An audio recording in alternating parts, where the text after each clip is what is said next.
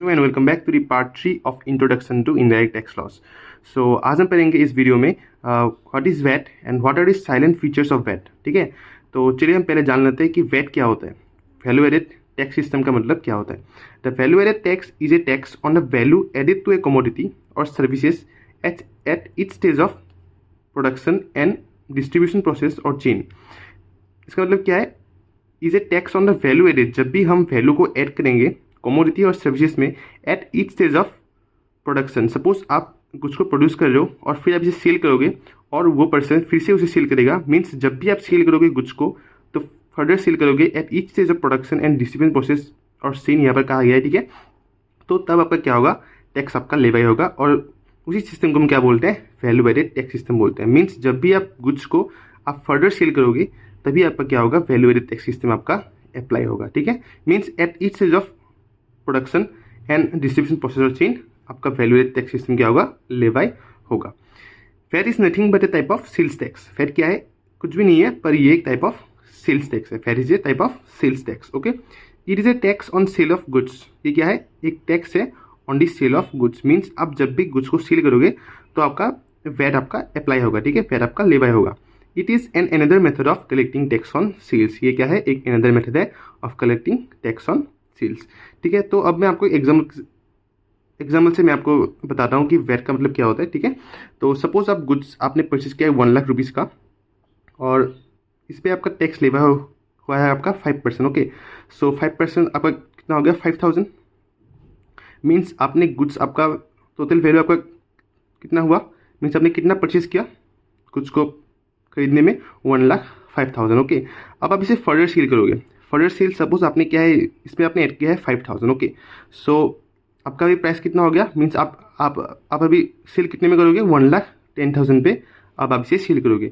सो अभी जो आपका टैक्स लगेगा वो आपका फुल अमाउंट पे, मीन्स 1,10,000 पे आपका अप्लाई नहीं होगा। वो आपका लेवाई 1,10,000 पे आपका नहीं होगा। वो किस पे होगा, सिर्फ आपका जितना आपने वैल्यू ऐड किया है उस पर आपका क्या होगा, टैक्स आपका लेवाई होगा। ठीक है, मीन्स आपने वैल्यू कितना ऐड किया है, 5,000 ऐड किया है। मीन्स आपका जो 5,000 पे आपका होगा 10%। ओके, 5,000 पे आपका कितना होगा, 5% आपका होगा। ठीक है, सो तो 5% इसका कितना है, 250 रुपीज़ इसका है। ठीक है, मीन्स आपका वैल्यू सिर्फ कितना ऐड होगा, 5% ही आपका सिर्फ ऐड होगा। ओके, मीन्स आपका जो टोटल अमाउंट है उस पर आपका वैल्यू ऐड हम नहीं करेंगे। जितना आपने वैल्यू को ऐड किया है 1,05,000 से आपने 5,000 को ऐड किया है, सिर्फ इस वैल्यू आपने जितना वैल्यू ऐड किया है फर्दर सेल के लिए उसी अमाउंट पे हम क्या करेंगे, 5% हम इस पे टैक्स को लेवाई करेंगे। मीन्स आपका टैक्स अब आपको कितना पेमेंट करना है, टैक्स 250 रुपीज़ ओनली। मीन्स आपको फुल अमाउंट पे आपको टैक्स पेमेंट नहीं करना है। और इसी सिस्टम को हम क्या बोलते हैं, वैल्यू एडेड टैक्स सिस्टम हम इसे बोलते हैं। ठीक है, अब हम देखते हैं कुछ साइलेंट फीचर्स एंड नेचर और कुछ फीचर्स ऑफ वैट को। ठीक है, सो पहला फीचर है taxable at every point of sale. VAT is a tax paid at each point of sale where value is added. VAT क्या है, एक टैक्स है paid at each point of sale. जब भी आप सेल करोगे या आप फर्दर सेल करोगे आपका वैल्यू है, जब भी आप वैल्यू को ऐड करोगे तभी आपका क्या होगा, वैट आपका लेवाई होगा। Means VAT is a tax paid at each point of sale where value is added. आप जब भी वैल्यू को ऐड करोगे फर्दर सेल के लिए तभी आपका वैट क्या होगा, लेवाई होगा। It starts from the stage of production. ये कब स्टार्ट होता है, it starts from the stage of production. आप जब गुड्स को प्रोड्यूस करते हो फिर आप सेल करते हो, कंटिन्यूस करते हो, आप फर्दर सेल करते हो।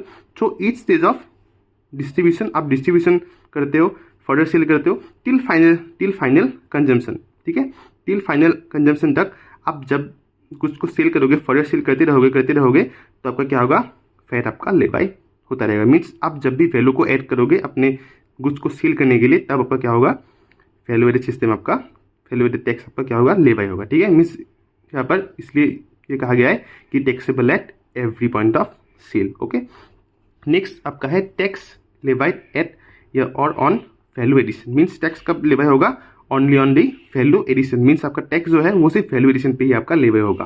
वैट इज द डिफरेंस और levied on the difference between the sale price of goods outputs and the cost of purchases inputs. It means on value addition. Means आपका जो वैल्यू एडिशन आप जब करोगे अपने goods को सेल करने में, ठीक है, आप जब गुड्स को सेल करोगे आपका जितना भी कॉस्ट निकल के आ चुका है, मीन्स आपने उस गुड्स को जितने में आपने परचेज किया टैक्स पेमेंट करने के बाद, अब आप उसमें अपना प्रॉफिट लगाओगे उस प्रॉफिट के अमाउंट में ही आपका क्या होगा, टैक्स हम उसमें लेवे करेंगे। ठीक है, मीन्स आपका जो वैल्यू एडिशन है उसमें ही आपका टैक्स क्या होगा, लेवे होगा।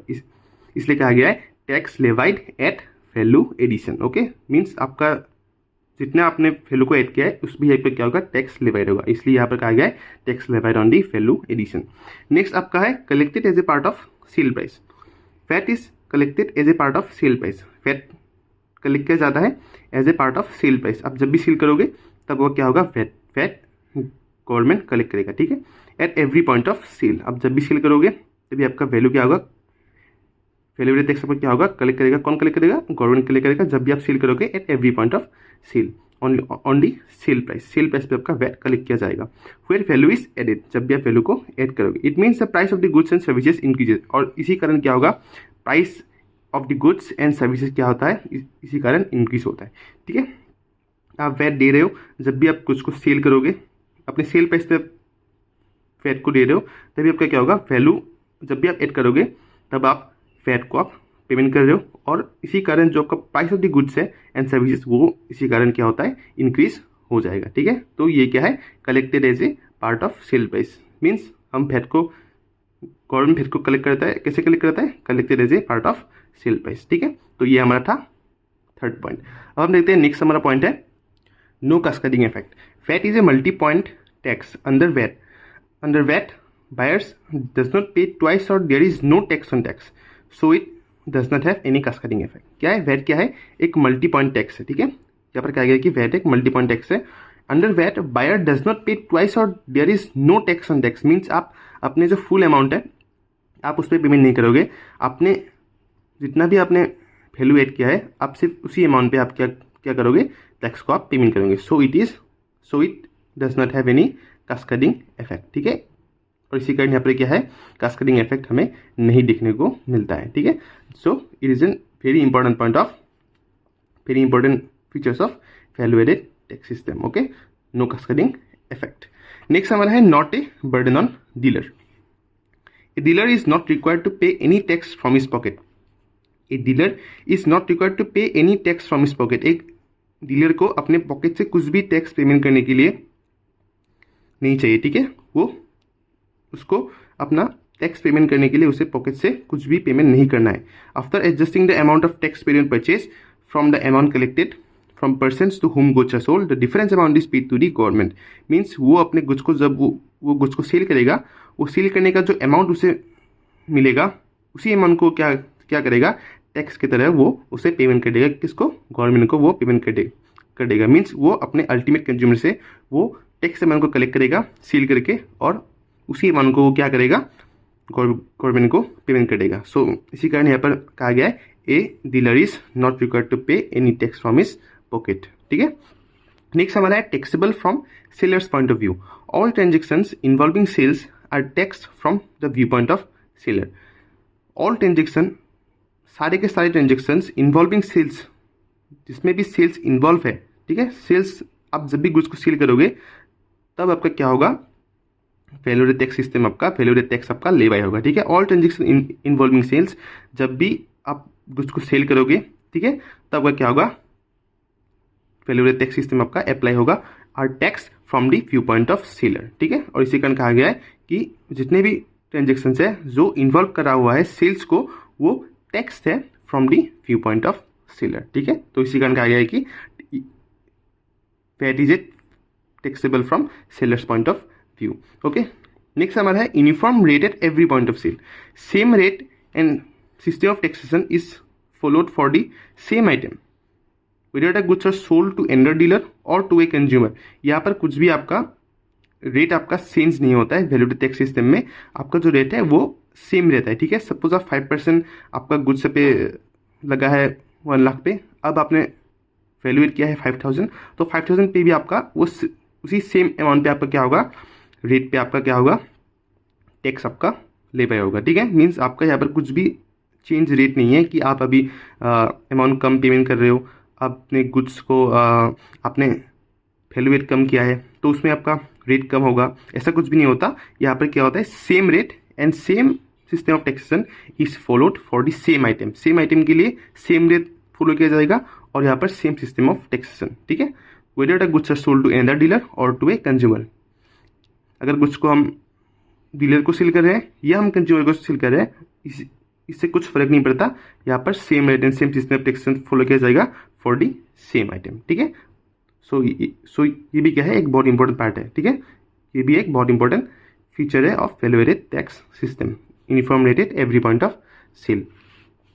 लास्ट हमारा है burden on ultimate consumer. The ultimate consumer bears the whole of the tax VAT burden, so it is a consumption based tax or a retail price tax. अब देखो, गुड्स को वो क्या करते हैं, रिटेलर क्या करते हैं, गुड्स को सेल कर देते हैं और जितना भी मन मिलता है उससे वो लोग क्या करते हैं, अपना जो टैक्स का अमाउंट है वो उनसे पेमेंट कर देते हैं। मीन्स यहाँ पर जो अल्टीमेट कंज्यूमर है वही टैक्स के अमाउंट को क्या करता है, बियर करता है, ठीक है। Whole of the tax burden is pen by the कौन, is payment by the ultimate consumer. Ultimate consumer payment करता है क्या, whole of the tax amount to the retailer, और रिटेलर क्या करता है, सेम अमाउंट को गवर्नमेंट को पेमेंट कर देता है। हमने देखा था इसमें not a burden on the dealer में, या ठीक है। तो इसी पॉइंट को यहाँ पर एक्सप्लेन किया है, जो it is a burden on the ultimate consumer. यहाँ पर जो फुल टैक्स का जो बर्डन है वो किस पे आके रुकता है, वो आपका कंज्यूमर के ऊपर आके रुकता है, ठीक है। मीन्स कंज्यूमर को ही फुल अमाउंट ऑफ टैक्स को उससे पेमेंट करना पड़ता है, ठीक है। So the ultimate consumer bears the whole of the tax burden, so it is a consumption based tax. Means, और इसी कारण इसे कहा गया है कि ये क्या है, एक कंजम्पशन बेस्ड टैक्स है। मीन्स अब हम जब भी गुड्स को कंज्यूम करते हैं तब हम उसको पेमेंट करते, टैक्स के अमाउंट को पेमेंट करते हैं, और उसी अमाउंट को, सेम अमाउंट को पेमेंट कौन करता है, रिटेलर पेमेंट करता है किसको, गवर्नमेंट को, और रिटेल प्राइस टैक्स, ठीक है। और ये और इसमें क्या बोलते हैं, रिटेल प्राइस टैक्स हम इसे बोलते हैं। So this is a burden on the ultimate consumer, ठीक है। मीन्स अल्टीमेट कंज्यूमर को ही फुल अमाउंट ऑफ टैक्स को उन्हें बियर करना पड़ता है। आई होप आपको सारे के सारे पॉइंट्स समझ में आ चुके होंगे। ये वैट और फीचर्स ऑफ वैट, इसको आप नेचर भी होते हैं ये, तो आप अगर आपके एग्जाम में आए तो आप इनको 6 या 7 आप दे देना पॉइंट इधर से, जो आपको ईजी लगे। सारे के सारे पॉइंट ही ईजी है। अगर आपका 10 मार्क्स का आया तो आप 8 पॉइंट आप लिख सकते हो, कुछ भी आपका मार्क नहीं कटेगा, ठीक है। आपका मार्क फुल आपको मिल जाएगा। अगर आपको इस वीडियो में सारे के सारे पॉइंट्स और वैट समझ में आ चुका है तो वीडियो को लाइक कर देना, और चैनल में नए हो तो चैनल को सब्सक्राइब कर देना। मिलते हैं अगले वीडियो में, तब तक के लिए बाय बाय।